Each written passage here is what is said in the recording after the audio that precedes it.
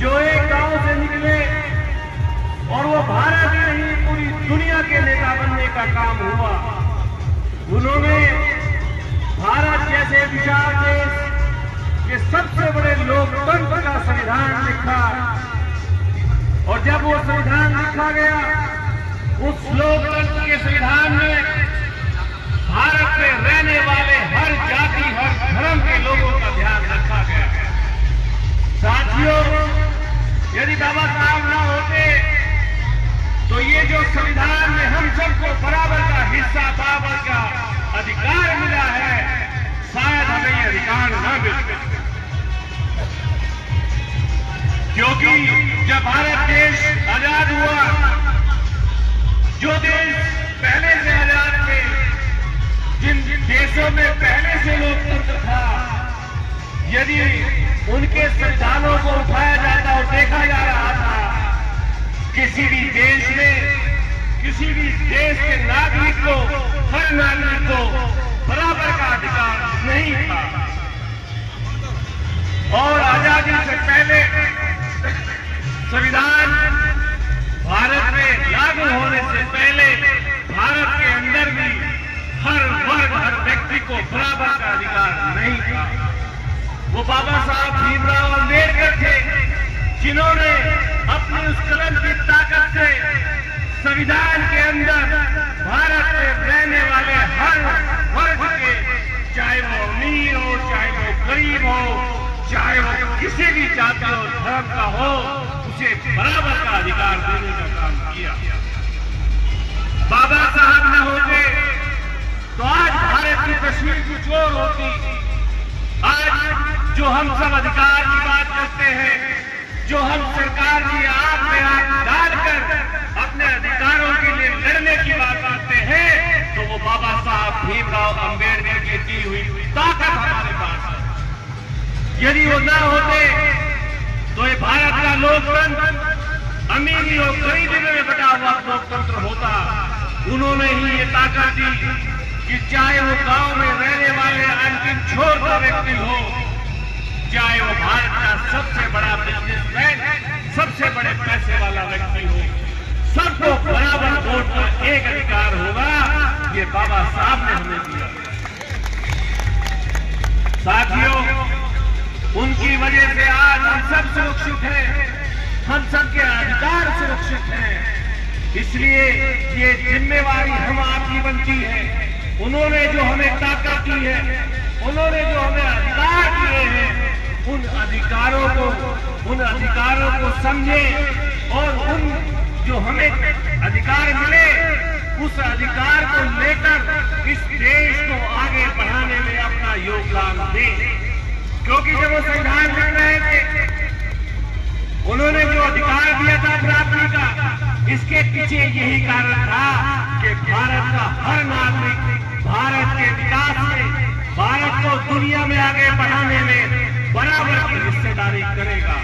तो ये अब हमारी और आपकी जिम्मेवारी बनती है कि हम इस देश को आगे बढ़ाने में, इस देश का झंडा पूरी दुनिया में बुलंद करने में हम सब लोग सहयोग करेंगे और उस संविधान की एक एक बात का पालन करेंगे।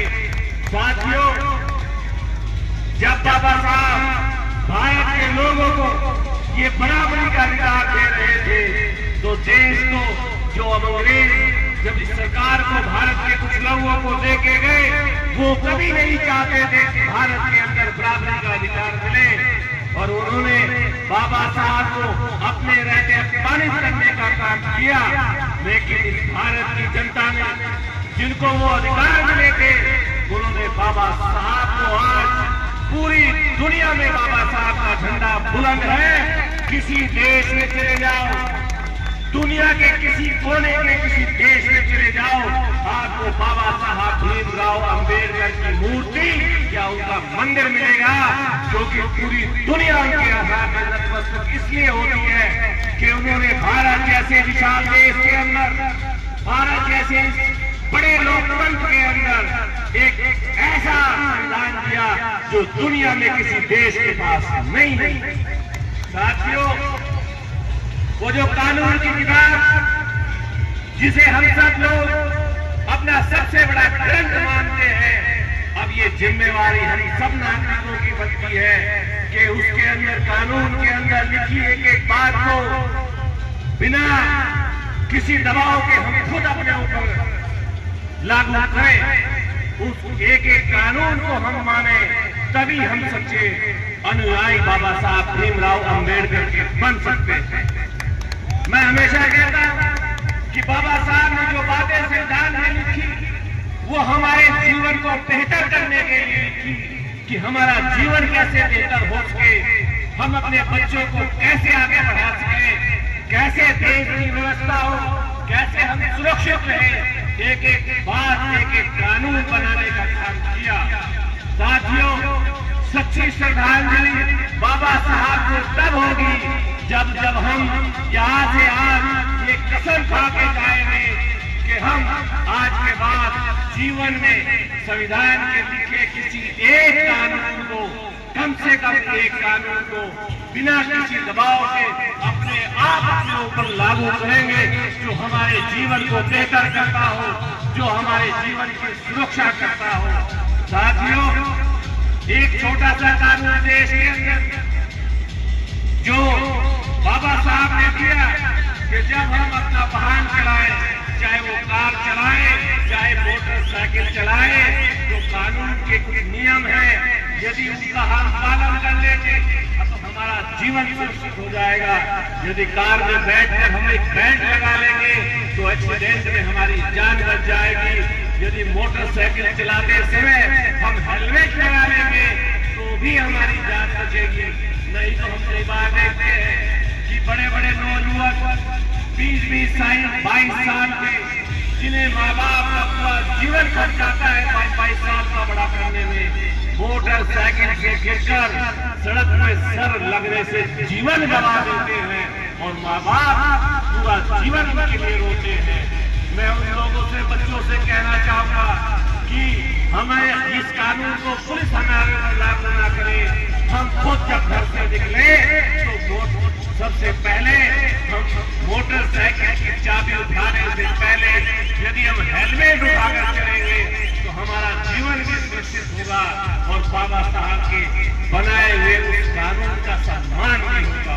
इसलिए कम से कम एक बार का प्रण लेंगे। कल जब सुबह घर से निकलेंगे, गाड़ी चलाएंगे तो बेल्ट लगाएंगे, मोटरसाइकिल चलाएंगे तो हेलमेट लगाएंगे। ऐसा प्रण हम लेंगे और ये बाबा साहब भीमराव अंबेडकर जी को सच्ची श्रद्धांजलि होगी कि आपने जिस कानून को हमें दिया, हम उस कानून की एक एक बात को मानेंगे। हमें किसी पुलिस की आवश्यकता नहीं कि वो हमें कहे चौराहे पर कि रुक जाओ, हेलमेट पहनो। हम कहेंगे कि बाबा साहब ने हमें बताया है, बाबा साहब हमें बता के गए हैं कि हमें हेलमेट पहनना चाहिए कि नहीं चाहिए। जिस दिन हम ये कर देंगे हमें कोई रोकने वाला नहीं। वो हेलमेट हमारी ताकत होगा, कोई पुलिस वाला हमारी मोटरसाइकिल को हाथ नहीं दे सकता। ये ताकत है बाबा साहब की, इसको समझना होगा। साथियों, मैं आपकी इस यात्रा में ज्यादा बीच में नहीं आऊंगा। आप लोगों ने मुझे बुलाया, आप सबका ऋणी रहूंगा। आप सबका बहुत बहुत धन्यवाद। जय हिंद, जय भारत, जय भीम।